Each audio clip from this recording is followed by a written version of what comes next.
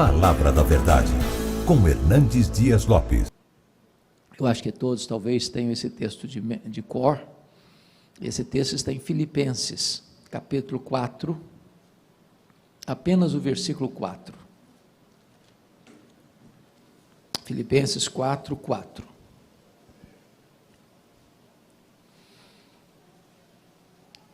E o apóstolo Paulo, que estava preso em Roma, na sua primeira prisão, sendo acusado pelos seus próprios irmãos, os judeus, mesmo naquela circunstância carrancuda e cinzenta, escreve para aquela igreja em Filipos, dizendo assim: alegrai-vos sempre no Senhor.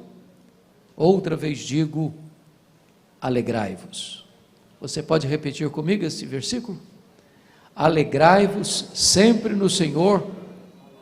Outra vez digo, alegrai-vos. Bom, eu quero começar a minha mensagem fazendo um pedido a vocês. Aliás, eu vou fazer uma pergunta. Uma pergunta pessoal. Muito embora eu tenha ciência de que vocês não gostam de perguntas pessoais. Aliás, nós não gostamos de perguntas pessoais. Porque toda pergunta pessoal invade a nossa privacidade, nos põe contra a parede. E nós não gostamos que ninguém invada a nossa vida sem pedir licença. Mas vou lhe fazer esta pergunta como se nós estivéssemos numa conversa bem particular. E a pergunta é esta: você é uma pessoa feliz? Você é uma pessoa feliz? Não precisa ter muita pressa em responder essa pergunta, não. Porque ela não é tão simples e não é tão óbvia como parece. Eu explico. Em 1991, nós fomos visitar a missão Quassisabanto na África do Sul, onde aconteceu um grande avivamento nos idos de 1966. E uma mulher que nos acompanhava na caravana perguntou à esposa de um missionário daquela missão: você é submissa ao seu marido? A mulher deu uma resposta inteligentíssima. Ela respondeu assim: eu posso lhe garantir que o meu marido me ama, mas se eu sou submissa a ele ou não, esta pergunta não tem que ser feita a mim, tem que ser feita a ele. E eu gostei da resposta. Então vou mudar minha pergunta. Seu marido pode garantir que você é uma mulher feliz? Sua mulher pode garantir que você é um homem feliz? Lá em Provérbios 31, diz que os filhos da mulher virtuosa se levantavam e diziam assim: mamãe, uma mulher feliz, ditosa. Seus filhos podem dizer isso a seu respeito? Seus pais podem dizer isso a seu respeito? Seus parentes, seus amigos, seus colegas de trabalho, os membros da sua igreja podem dizer isso a seu respeito? Bom, é provável que a essas alturas você já esteja criando alguns mecanismos de defesa aí no seu coração, dizendo assim: o pastor está me fazendo esta pergunta porque não conhece a minha história. Se eu contar minha história, até pedra chora. Talvez você tenha argumente assim: mas dá para ser feliz num ano de pandemia? Tanta luta, tanta dor, tanta lágrima, tanto luto. Quando eu penso nisso, me lembro que Paulo escreve esse texto não hospedado num hotel 5 estrelas em Roma. Ele escreve esse texto de uma prisão, algemado, sendo acusado injustamente. E ele diz assim: alegrai-vos sempre no Senhor. Outra vez digo, alegrai-vos. E ele nos ensina 3 verdades aqui. Primeira, a alegria do cristão não é um pedido, não é uma sugestão, é uma ordem. Alegria aqui não é substantivo, é verbo, e verbo no imperativo.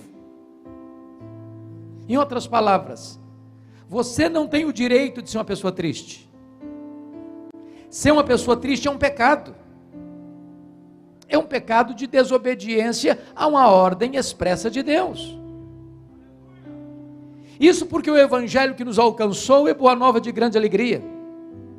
O reino de Deus que está dentro de nós é a alegria no Espírito Santo. O fruto do Espírito é a alegria. E a ordem de Deus é: alegrai-vos. Mas Paulo diz assim: alegrai-vos quando mesmo? Sempre. Então vou fazer uma perguntinha para você. Você tem problema na sua vida também? Ou só eu que tenho na minha? De vez em quando alguém fica doente na sua família também, ou só na minha que fica? De vez em quando, ou de vez em sempre, a grana fica curta lá também? Então, quando Paulo diz alegrai-vos sempre, o que ele está querendo dizer? Que a alegria do cristão não depende de circunstância, é ultra circunstancial. Estar feliz quando está tudo bem, até o ateu consegue. O grande desafio é ser uma pessoa feliz, apesar das circunstâncias adversas. Isso porque a alegria do cristão não é um sentimento, não é uma emoção. A alegria do cristão não é apenas a ausência de coisas ruins, nem apenas presença de coisas boas. A alegria do cristão tem endereço, tem nome. A alegria do cristão é Jesus. Portanto, se você tem Jesus, você é uma pessoa feliz. Se você não tem Jesus, você pode até ter momentos felizes, mas não é feliz. Porque a verdadeira alegria é Jesus. É por isso que Paulo diz assim: alegrai-vos sempre no Senhor. Então esse texto nos ensina que a alegria é imperativa, é ultra circunstancial e é uma alegria cristocêntrica. Bom, mas não é preciso ser um grande entendedor da alma humana para constatar que nem todos os crentes, salvos pela graça, estão desfrutando desta alegria, estão usufruindo desta alegria, estão bebendo desta fonte inexaurível, inesgotável. Basta você olhar para alguns semblantes, basta você conversar com algumas pessoas, parece que é uma aura de tristeza. A grande pergunta é: quem está roubando essa alegria? Quais são esses ladrões que estão saqueando a nossa alegria? Quem está invadindo a cidadela da sua alma e levando embora esse néctar da vida que é a alegria? Parece-nos que esta carta que Paulo escreveu, que é a carta da alegria, Paulo levanta e aponta para nós 4 ladrões que podem roubar a nossa alegria. Que ladrões são esses? E eu peço que agora você mantenha a sua Bíblia aberta comigo em Filipenses, para nós identificarmos quais são esses ladrões. O primeiro ladrão da alegria está aí no capítulo 1, versículo 12, confira comigo. Paulo escreve e diz assim: meus irmãos, eu quero cientificar-vos de que as coisas que me aconteceram têm antes contribuído para o progresso do Evangelho. As coisas que nos acontecem são as circunstâncias da vida, e as circunstâncias da vida são o primeiro ladrão da alegria. Sabem por quê, irmãos? Porque as circunstâncias acontecem com você, querendo você ou não, gostando você ou não, planejando você ou não, desejando você ou não. As circunstâncias acontecem ao arrepio da sua vontade, à revelia do seu querer. Elas chegam de súbito, sem mandar aviso prévio. É um acidente grave, é uma doença dolorosa, é um divórcio amargo, é um prejuízo financeiro radical, é um luto doloroso, é uma situação que você nunca imaginou passar na vida, mas está passando. Circunstâncias. Circunstâncias. Circunstâncias. Pense comigo, você indo ao médico para um exame de rotina, para descobrir que está com a doença grave, talvez até incurável, na perspectiva da medicina. Pense comigo aquele pai que cria uma filha com todo o desvelo, e leva essa menina ao altar, no dia do casamento, para em seguida descobrir que ela se casa com um homem rude, cruel, que vai massacrar suas emoções, que vai transformar a vida da sua filha num pesadelo. Imagine você criando um filho com todo amor, daqui a pouquinho começa a se envolver com amizades perigosas, daqui a pouquinho começa, por curiosidade ou qualquer outro motivo ou razão, experimentar a primeira cheirada, a primeira carreira de cocaína, daqui a pouquinho está usando droga, daqui a pouquinho vai transtornar a vida da família. Imagine um casamento de 10, 15, 20 anos, com harmonia, e de repente um fato acontece, e aquele casamento acaba, ferido, magoado, nas barras de um tribunal, por um doloroso divórcio. Se você não tomar cuidado, essas circunstâncias levam embora a sua alegria. Circunstâncias, circunstâncias, circunstâncias. Quando Paulo escreve dizendo assim: meus irmãos, eu quero que vocês saibam que as coisas que me aconteceram têm antes contribuído para o progresso do Evangelho, eu preciso perguntar para Paulo: do que você está falando? Que coisas são essas? Que circunstâncias são essas? E ele poderia fazer um resumo para nós assim: eu fui perseguido em Damasco, eu fui rejeitado em Jerusalém, eu fui esquecido em Tarso, eu fui apedrejado em Listra, eu fui açoitado em Filipos, eu fui escorraçado de Tessalônica, eu fui enxotado de Bereia, eu fui chamado de tagarela em Atenas, eu fui chamado de impostor em Corinto, eu enfrentei feras em Éfeso, eu fui preso em Jerusalém, eu fui acusado em Cesareia, eu enfrentei um naufrágio para Roma, eu fui picado por uma cobra em Malta, eu cheguei em Roma preso e algemado, mas eu quero que vocês saibam que essas circunstâncias contribuíram para o progresso do Evangelho. Esse homem não crê em acaso, esse homem não crê em sorte, esse homem não crê em azar, esse homem não crê em misticismo, esse homem não crê em determinismo cego, esse homem não crê em olho gordo, esse homem sabe que a mão de Deus dirige o seu destino. Olha para as circunstâncias da sua vida na perspectiva da soberania de Deus, para que as circunstâncias não levem embora a sua alegria. Porque Paulo estava preso em Roma, diz ele no capítulo 1, 3 coisas aconteceram. Primeiro, a igreja foi mais encorajada. Quando viram Paulo preso, trabalhando mais do que eles na cadeia, do que eles lá fora, livres, eles se mexeram, começaram a trabalhar, foram estimulados. Dr. Ray Stedman, de saudosa memória, disse que é um método quase que infalível de crescimento de igreja. Eu pessoalmente não gosto desse método, mas ele diz assim: você quer ver a igreja crescer?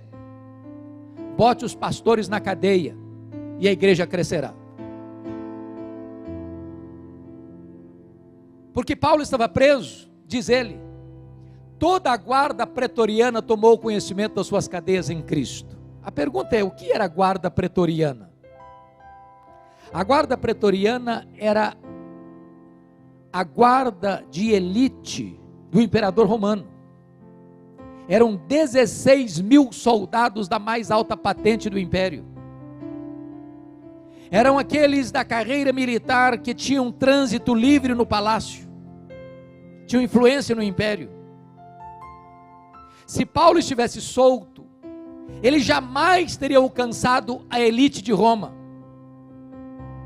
Quis a providência divina, embora carrancuda, que Paulo estivesse lá dentro do palácio, sob a égide do imperador, e o imperador colocando diante dele a elite de Roma, e colocando lá dentro o maior evangelista da igreja da época. E como Paulo estava sob a proteção do imperador, tinha que ter todo dia um soldado algemado com ele, em 3 turnos por dia, durante 2 anos, em rodízio. E o que Paulo fez? Evangelho neles, evangelho neles, evangelho neles. O cara nem podia sair, estava algemado com ele. O imperador Nero certamente não sabia, mas Deus o havia constituído em presidente das missões estrangeiras do império, porque colocou lá dentro do palácio o maior evangelista e diante dele seu auditório. Porque Paulo estava preso, diz ele em terceiro lugar, ele não podia visitar as igrejas como era seu desejo. O que ele fez? Começou a escrever cartas.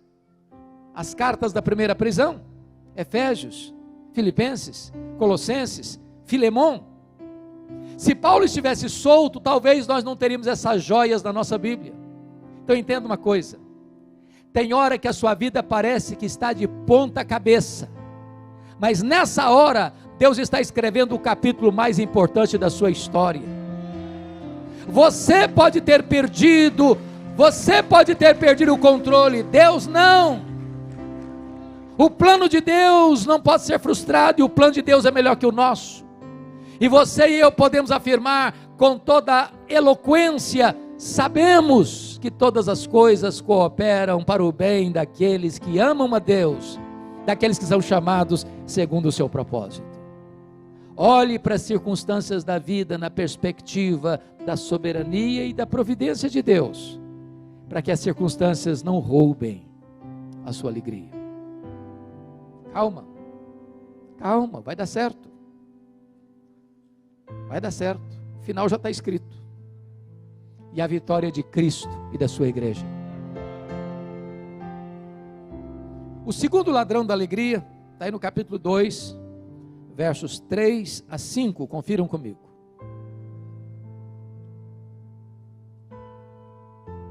Paulo diz assim: nada façais por partidarismo ou vanglória, mas por humildade, considerando cada um outro superior a si mesmo. Não tem visto o que é propriamente seu, senão também cada qual que é dos outros. Tende em vós o mesmo sentimento que houve também em Cristo Jesus.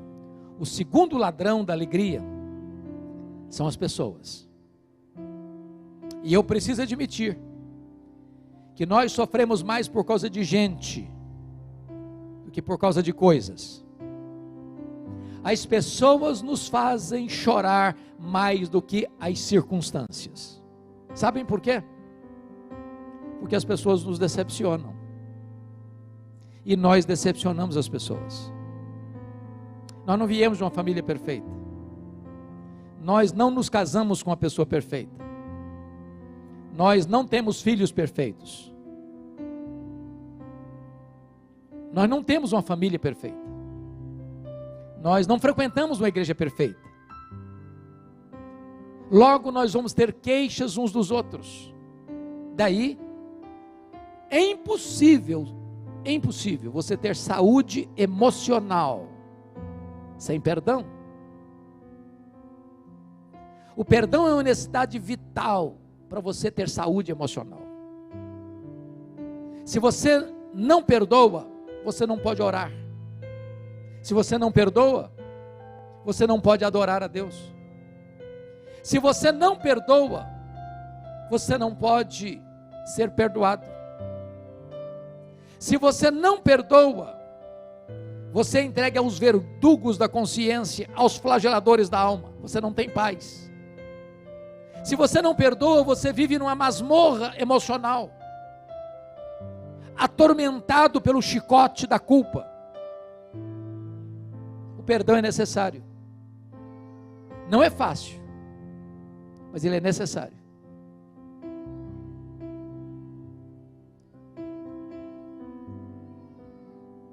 Talvez, de todas as dores que eu já passei na vida, e já passei por muitas, a dor mais avassaladora que atingiu minha vida aconteceu no dia 2 de agosto de 1982.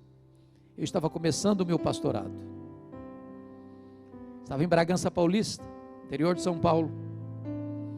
Quando eu recebo à noite um telefonema do interior do estado do Espírito Santo, onde a minha família morava e mora até hoje. E a pessoa me informando que o meu irmão, eu sou o caçula, ele acima de mim, que tinha feito 27 anos no dia anterior, dia 1º de agosto, acabava de ser assassinado com 11 golpes de faca, todos mortais, pelo primo primeiro da sua esposa, gente criada conosco. A dor foi tão avassaladora que quando eu recebi o telefonema, eu perdi a voz. Foi como um soco na boca do meu estômago. Quando eu recobrei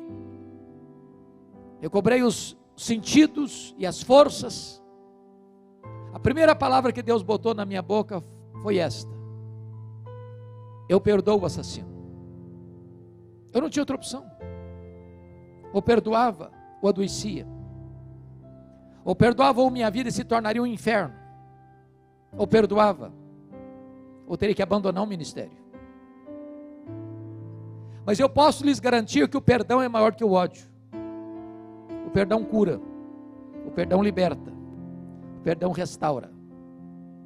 O perdão é a asepsia da alma, é a faxina da mente, é a alforria do coração. Perdoar é uma questão de bom senso, sabe por quê? Guardar mágoa é a mesma coisa que você beber um copo de veneno pensando que o outro é quem vai morrer. A mágoa é autofagia, é autodestruição. Se você guardar mágoa de alguém, essa pessoa vai dominar você 24 horas por dia. Você vai viver num cabresto, prisioneiro. Você chega em casa cansado para tirar uma soneca, essa pessoa se deita do seu lado e vira o seu pesadelo. Você vai chegar em casa com fome, a pessoa se assenta com você e tira o seu apetite. Você vai sair de férias com a sua família e essa pessoa pega carona com você e estraga as suas férias. A única maneira de ser livre é perdoar.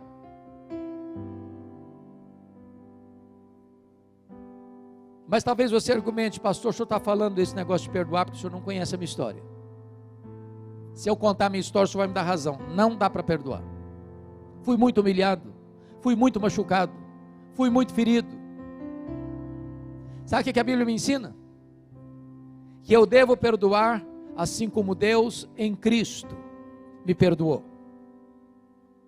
E a pergunta é: qual foi o tamanho do perdão que você recebeu de Deus? Jesus contou uma parábola para ilustrar isso. A parábola do credor incompassivo.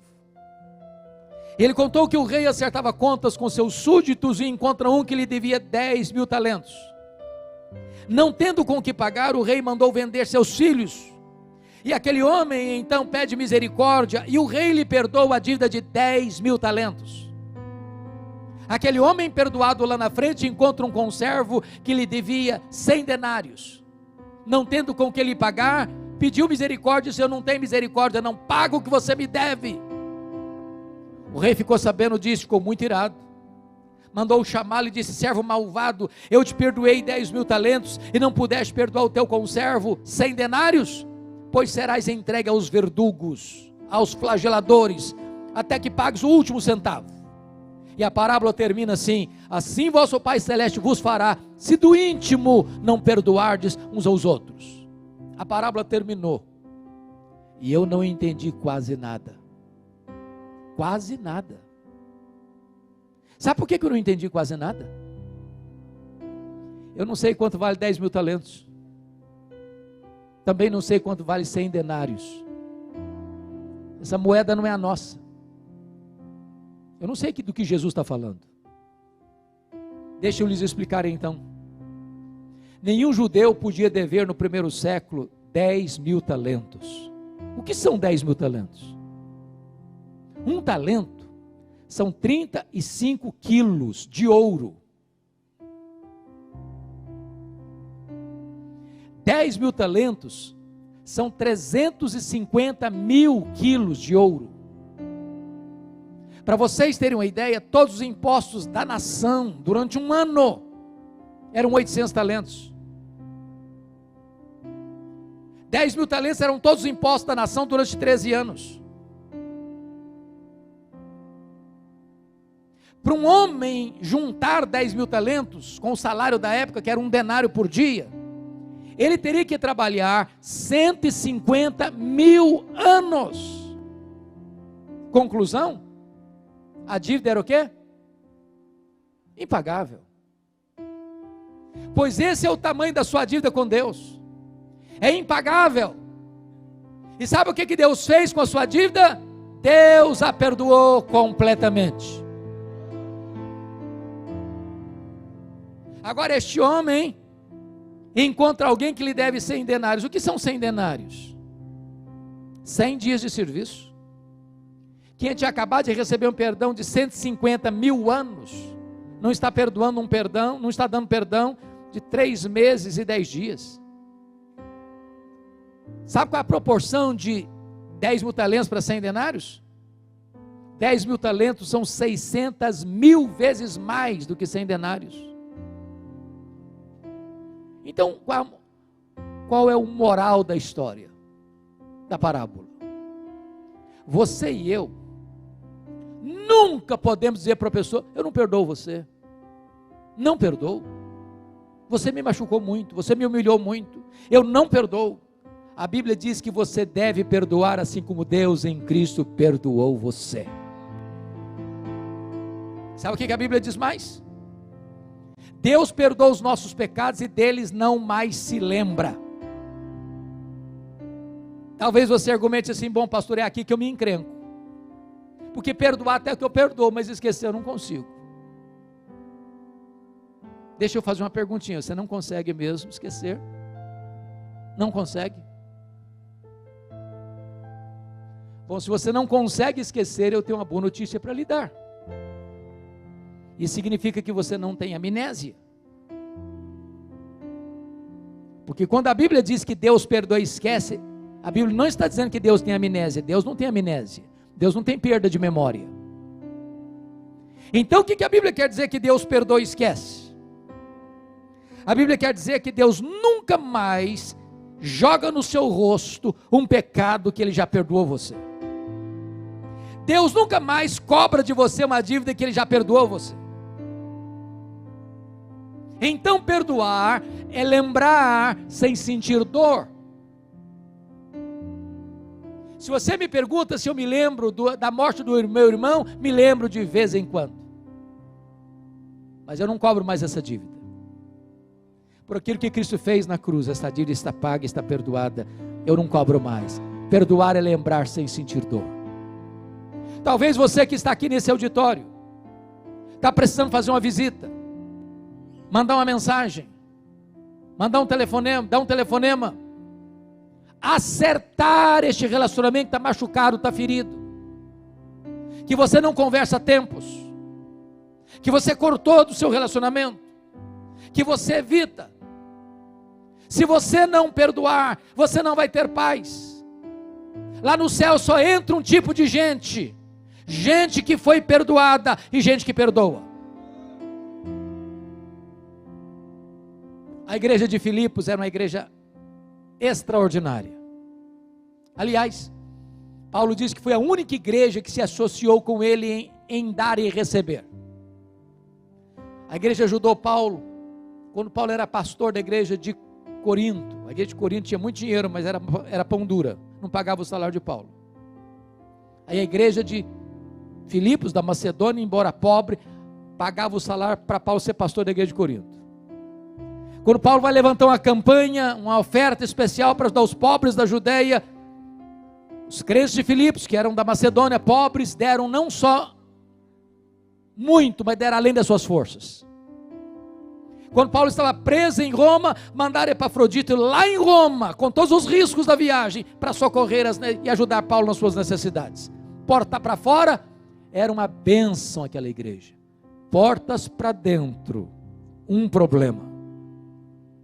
Pasmem vocês, até as mulheres estavam brigando na igreja. Capítulo 4, verso 2, Paulo diz assim: rogo a Evódia, rogo a Sintique, pensem em concordemente no Senhor. Irmãos, quando as mulheres batem cabeça na igreja, é porque a coisa está feia. Tinha gente na igreja trabalhando desde que ele aparecesse, vanglória.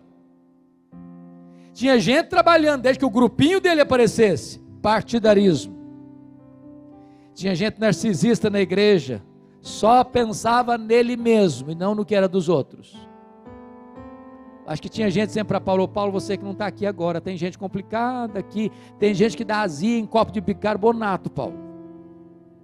Aí Paulo diz assim: então tende em vós o mesmo sentimento que houve também em Cristo Jesus. Porque ele, sendo Deus, não julgou como usurpação ser igual a Deus, antes a si mesmo se esvaziou, assumindo a forma de servo, e se humilhando até a morte, morte e cruz. E quando ele estava lá na cruz, aqueles que cuspiram nele, aqueles que esbordoaram a sua cabeça, esses que estavam vociferando lá ao pé da cruz, Jesus olha e diz: Pai, perdoa-lhes, porque não sabe o que fazem. Se você quer ter paz, se você quer ter alegria, se você quer viver uma vida maiúscula e plena, tome a decisão de hoje mesmo: perdoar, perdoar, perdoar. Senão as pessoas vão roubar a sua alegria.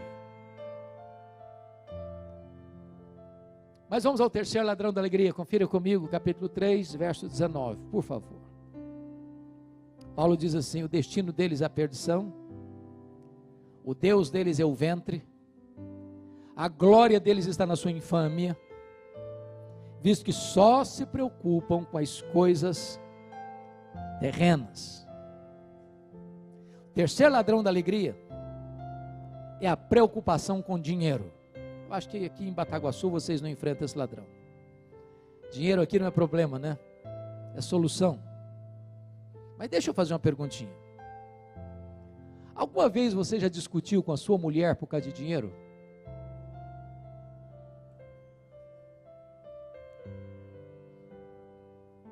Alguma vez você já discutiu com seu marido por causa de dinheiro? Bom, se vocês falarem para mim que nunca, eu vou duvidar da honestidade de vocês. Sabe por quê? As pessoas brigam por causa de dinheiro.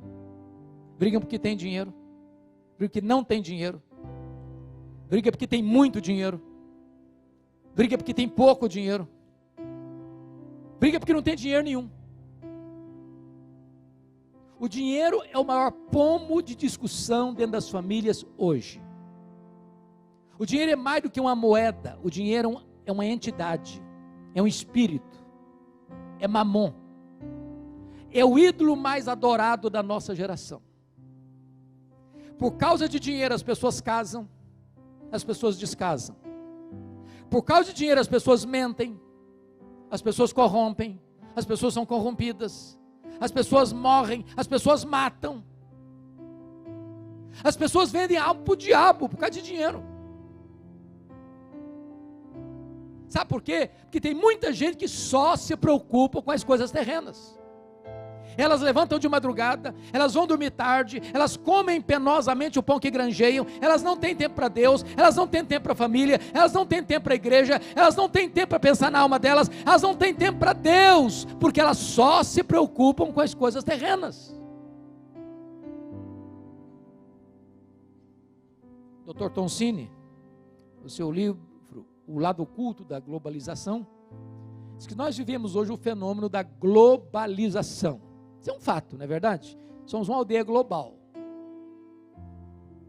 Dá um problema lá na Bolsa de Valores de Nova York, de Singapura, de Tóquio. Você sente o tremor hoje, agora, no seu bolso.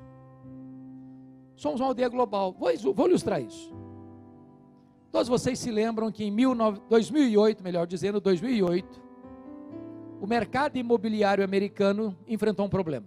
A bolha estourou, a crise chegou, mas não afetou só a América, não, afetou o mundo. Eu sou do estado do Espírito Santo. Eu acho que, se não todos vocês, a maioria de vocês sabe disso.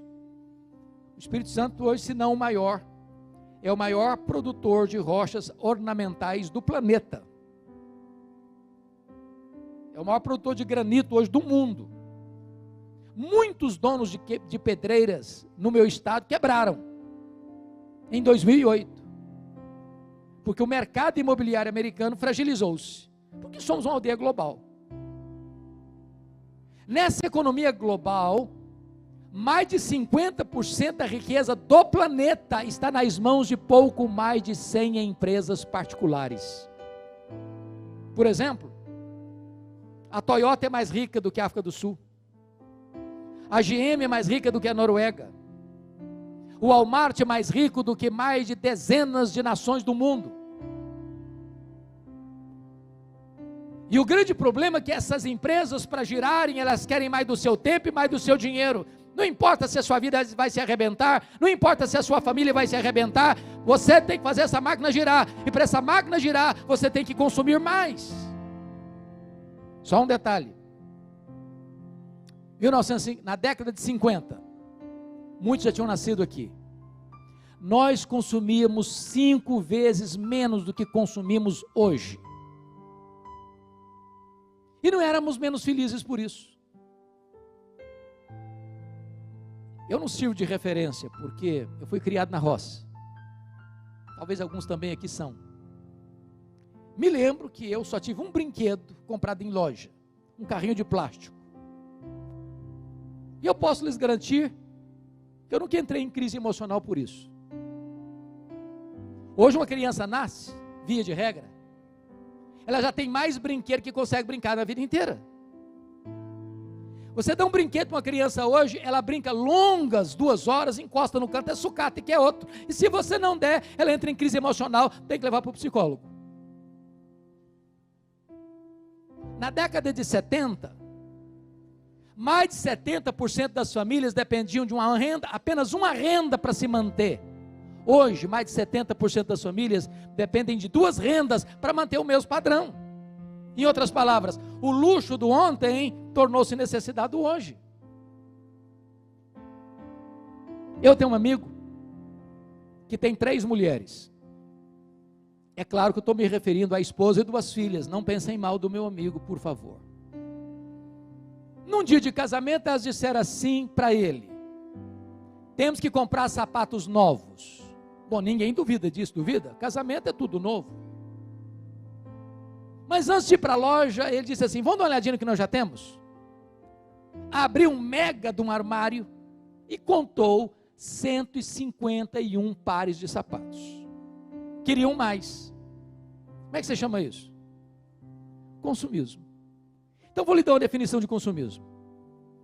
Consumismo é quando você compra o que você não precisa, às vezes com dinheiro que você não tem, para impressionar as pessoas que você não conhece. O grande problema é que algumas pessoas só se preocupam com as coisas terrenas. O Dr. John Rockefeller foi o primeiro bilionário do mundo. Um dia ele disse assim: o homem mais pobre que eu conheço é o homem que só tem dinheiro.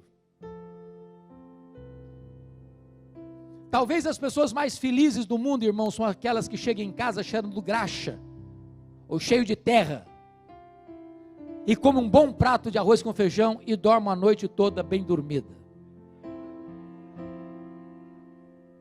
Quando o John Rockefeller morreu, o primeiro bilionário do mundo, um contador foi ao cemitério para fazer uma pergunta. Muito curioso, chega no contador, encosta nele e disse: aí, me conta, quanto é que o doutor John Rockefeller deixou? O contador, muito surpreso com a pergunta, diz: você não sabe? Me conta. Rapaz, ele deixou tudo, ele não levou nem um centavo. Não tem gaveta em caixão, não tem caminhão de mudança em enterro. A Bíblia diz que você não trouxe nada para este mundo e você não vai levar nada deste mundo. Portanto, tendo que comer, o que beber e o que vestir, com isso estejamos contentes, porque o amor do dinheiro é a raiz de todos os males, mas a piedade com contentamento é grande fonte de lucro. Sabe o que a Bíblia diz? Se você amar o dinheiro, se você botar o coração no dinheiro, você nunca vai ser feliz. Sabe por quê? Porque quem ama o dinheiro dele nunca se satisfaz. Leia as crônicas da corrupção no Brasil, destampadas nos últimos anos. aqueles que saquearam o erário público, aqueles que roubaram dinheiro que devia ir para respirador, para remédio, para cirurgia, para hospital, para fazer estrada, para educação, que mataram gente nas filas dos hospitais. Essas pessoas não roubaram para comer, já eram riquíssimas, mas elas querem mais, mais, mais e mais, porque o Deus delas é o dinheiro. Irmãos, a riqueza não é um problema, não. A riqueza é uma bênção. O dinheiro é uma bênção. É uma bênção. A riqueza vem de Deus. Glórias, riquezas e glórias vêm de ti. É Deus quem fortalece as nossas mãos para adquirirmos riquezas. O problema não é a riqueza. O problema é a riqueza sem Deus. O problema não é ter dinheiro. O problema é o dinheiro nos ter. O problema não é possuir dinheiro. O problema é ser possuído pelo dinheiro. O problema não é ter dinheiro como servo. O problema é ter dinheiro como patrão. É por isso que Jesus Cristo disse assim: ajunte para você tesouros lá em cima, onde nem a ferrugem, nem a traça, nem os ladrões podem tomar de você. Se você amar o dinheiro, se você botar o coração no dinheiro, você nunca vai ser feliz, porque você nunca vai ser satisfeito. Eu preciso lhe dizer isso: o dinheiro não traz felicidade nem segurança. Só Jesus pode satisfazer o seu coração, só Jesus pode dar sentido à sua vida, só Jesus pode preencher o vazio da sua alma, só Jesus pode dar significado à sua existência. Mas fechando, terminando, vamos para o último ladrão, quarto ladrão, capítulo 4, versos 6 e 7, confiram comigo. Paulo diz assim: não andeis ansiosos de coisa alguma, em tudo, porém, sejam conhecidas diante de Deus as vossas petições, pela oração e pela súplica, com ações de graça. E a paz de Deus, que excede todo o entendimento, guardará o vosso coração e a vossa mente em Cristo Jesus. O quarto ladrão da alegria é a ansiedade. E me permita uma pergunta: você conhece alguma pessoa ansiosa? Conhece? Já viu alguma pessoa ansiosa hoje? Tem certeza? Vocês se olharam no espelho antes de vir para cá? Você é daquele tipo de gente que fica roendo as unhas? O problema está vindo lá no Japão, você pensa que já está batendo na porta da sua casa? Irmãos, a ansiedade é o mal deste século.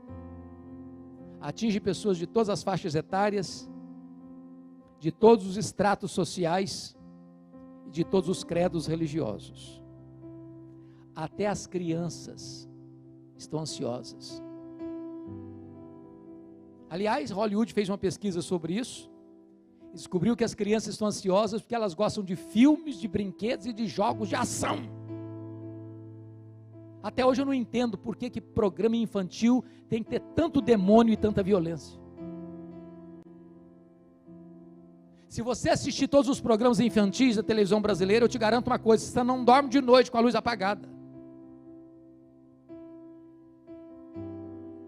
Eu gosto de brincar com as crianças. Um dia eu cheguei no pátio da igreja, tinha uma menina brincando assim, descontraída, e eu me aproximei e disse: filha, que vidona, hein?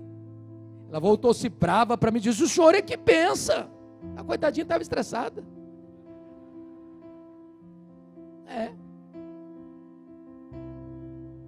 Os jovens estão estressados, os casados estão estressados, os aposentados estão estressados, gente pobre estressada, gente rica estressada, é um estresse só. Agora, sabe o que significa a palavra ansiedade na língua grega? Significa estrangulamento, apertar o pescoço, tirar o oxigênio. E Jesus foi claro: a ansiedade é inútil. Isso porque, por mais ansioso que você esteja, você não pode acrescentar 45 centímetros, um côvado, ao curso da sua vida. Você não melhora o seu performance para resolver os problemas da manhã ficando ansioso hoje. Por isso a ansiedade é mais do que inútil, ela é prejudicial. Sabe por que é prejudicial? 70% dos assuntos que nos deixam ansiosos nunca vão acontecer. A gente sofre desnecessariamente, antecipa o problema e sofre como se já tivesse acontecendo. Me permito ilustrar isso. Eu fui seminarista em Campinas, nos idos de 78, 81. Um dia eu levantei de madrugada para beber água, o bebedor ficava no corredor, e eu de ponta dos pés para não acordar ninguém. De repente eu estou passando e vejo a porta do quarto de um colega aberta. Quando eu olho, ele está chorando, mas chorando convulsivamente. E eu entrei apressadamente e disse: o que aconteceu? Morreu alguém na sua família? E ele soluçando, diz: eu estou com medo da minha mãe morrer. Eu falei: qual o problema dela? Em que hospital que ela está? Ele disse: não, ela não está doente não, eu só estou com medo dela morrer um dia. Eu falei: rapaz, mas deixa a sua mãe viver. Tem 40 anos isso, a mulher está viva até hoje.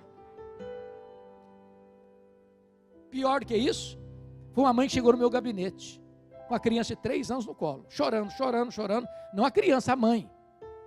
Disse: mãe, qual o problema? O que houve? Eu estou com medo da minha filha não casar. Falei: mas nem cresceu ainda, minha filha, deixa a menina crescer primeiro. Ansiedade. Jesus foi além e diz assim: ansiedade é incredulidade. Os gentios que não conhecem a Deus é que se preocupam com todas essas coisas: que comeremos, que beberemos, com que nos vestiremos. Vós, porém, deveis buscar em primeiro lugar o reino de Deus e a sua justiça, e as demais coisas vos serão acrescentadas.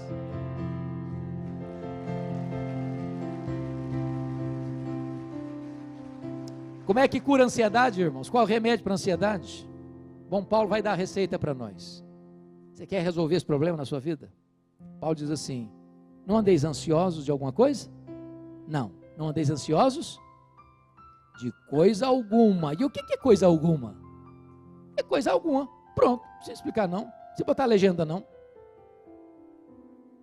Então ele diz: em tudo sejam conhecidos diante de Deus as vossas petições, pela oração, pela súplica, com ações de graças. Vamos entender isso aqui.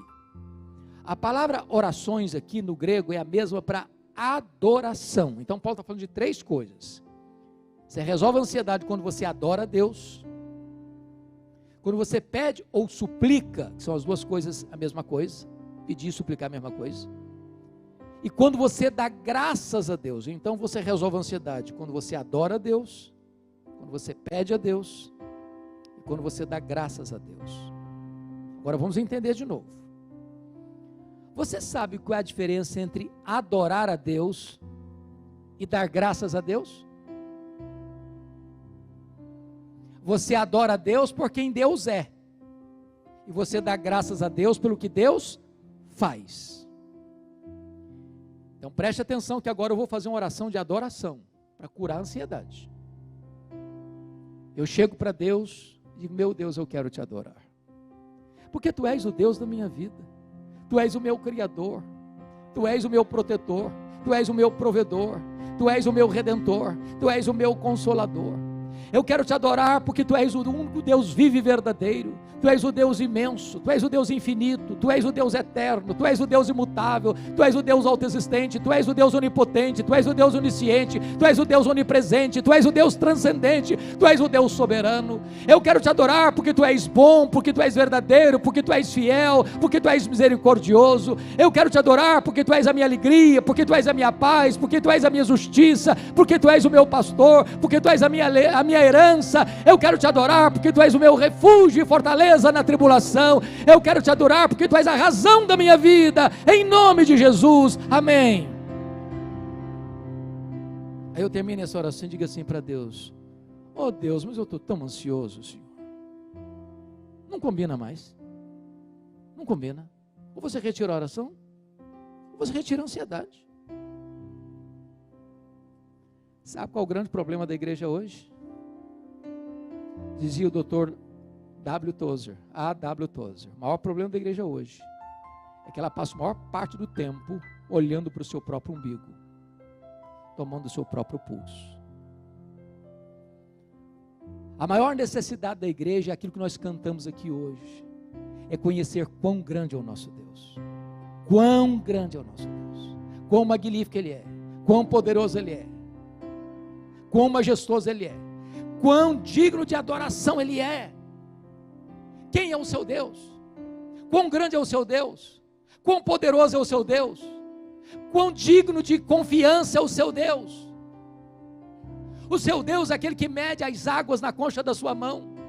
O seu Deus é aquele que mede pesa o pó da montanha em balança de precisão. O seu Deus é aquele que mede os céus a palmos. O seu Deus é aquele que espalha as estrelas no firmamento. O seu Deus é aquele que olha para as nações da terra e considera todas elas como um pingo que cai num balde, como um pó numa balança de precisão, como um vácuo, como nada, como menos do que nada. Este é o seu Deus, o todo-poderoso Deus, o Rei dos reis, o Senhor dos senhores, aquele que está no trono, aquele que dirige as nações, aquele que governa a igreja, aquele que depõe reis e levanta reis, aquele que abaixa reinos e levanta reinos. Este é o seu Deus. Adore-o, adore-o. Você vence a ansiedade, diz Paulo, quando você pede a Deus, porque Ele é seu Pai. Ele é seu Pai, Ele ama você, Ele cuida de você, Ele tem prazer que você chega para Ele e diz: papai, eu estou passando isso, eu estou passando aquilo, eu estou doendo, eu estou sofrendo, eu estou chorando, Senhor. Preste atenção nisso. Eu estou escrevendo agora o comentário de Salmos. Pastor Zacarinho, eu estou encantado com Salmos, eu estou vendo coisa que eu nunca tinha visto. A maioria dos salmos, irmãos, não é de louvor, é de lamento. Deus sabe o que você está passando, Deus conhece a sua dor, Ele conhece a sua lágrima, Ele conhece as suas noites sem dormir. Você pode dizer para Ele: meu Deus, está doendo, Senhor, até quando, Senhor, até quando, Senhor? Ele é seu Pai, Ele vê a sua dor, Ele vê a sua lágrima, Ele vê os seus gemidos, Ele sabe as suas lutas. Então peça para Ele, nada tens, porque nada pedis, buscai e achareis, batei e abrir-se-vos-á. Você quer vencer a ansiedade? Paulo responde assim: então comece a dar graças a Deus. Comece a dar graças a Deus. Irmãos, tem muito crente murmurando, tem muito crente reclamando da vida. Nessa pandemia, então, tem muita gente amarga. Então deixa eu dizer uma coisa a você, amado. Comece a dar graças a Deus. Num ano de pandemia você está vivo, é um milagre. É um milagre. Gente melhor que nós partiu e você está aqui. Se você não encontra motivo para agradecer a Deus, deixa eu lhe fazer algumas perguntinhas. Quanto vale os seus olhos, filha? Quanto vale? Quanto vale o fato de você estar enxergando? Quanto vale? Quanto vale o fato de vocês estarem me ouvindo? Quanto vale isso? Quanto vale você ter um cérebro que está funcionando, as ondas elétricas estão lá, por isso você está vivo? Quanto vale isso? Quanto vale você ter pernas para andar? Quanto vale isso? Quanto vale você ter braços para trabalhar, para abraçar? Quanto vale isso? Quanto vale você ter um coração que bombeia sangue para o seu corpo? Quanto vale isso? Quanto vale você ter 2 pulmões que já enchem de ar a sua vida? Um dos maiores banqueiros do mundo morreu nessa pandemia, e a filha disse: o que é mais cruel é que o papai morreu por falta daquilo que é de graça, o ar nos seus pulmões. Quanto vale você estar respirando? Quanto vale? Quanto vale você ter 2 rins que filtram as impurezas do seu corpo? Você não precisa passar por uma máquina de diálise. Quanto vale isso? Quanto vale você ter uma família? Quanto vale você ter uma casa? Quanto vale você ter uma cama? Quanto vale você ter pão na sua mesa? Quanto vale você ter saúde? Quanto vale você ter a igreja? Quanto vale você ter amigos? Quanto vale você ter Jesus? Quanto vale você ter seu nome escrito no livro da vida? Quanto vale isso? Comece a dar graças a Deus. Comece a ver o que Deus já tem feito na sua história. É por isso que Paulo podia dizer de dentro de uma cadeia: alegrai-vos sempre no Senhor. Outra vez digo, alegrai-vos. Pastor Zacarinho, quando eu era criança, eu entrei numa igreja e o pregador disse assim: o projeto de Deus na sua vida é fazer você santo e não fazer você feliz. Eu tomei um susto. A primeira frase eu entendi perfeitamente: sede santos, porque eu sou santo. A segunda frase eu não entendi. Eu fui pesquisar e percebi que essa frase não é verdadeira. Não é verdadeira. Talvez quem entendeu melhor isso foram os nossos irmãos da Inglaterra do século 17. Quando eles fizeram uma pergunta: qual é o fim principal do homem? E eles responderam assim: o fim principal do homem é glorificar a Deus e gozá-lo para sempre. Eu tenho que concordar com o pastor batista americano, Dr. John Piper, quando ele disse que o problema do homem não é a busca da felicidade, não é a busca do prazer. Não, não, não. O problema do homem é contentar-se com a felicidade pequena demais, terrena demais, limitada demais, quando Deus nos criou e nos salvou para a maior de todas as felicidades, de amá-lo, de fruí-lo, de glorificá-lo, de estar na presença dEle, porque é na presença dEle que tem plenitude, alegria e delícias perpetuamente. Então eu quero lhe dizer nesta noite, que Deus quer que você seja muito feliz, abundantemente feliz, superlativamente feliz, eternamente feliz. Alegrai-vos sempre no Senhor. Outra vez digo, alegrai-vos.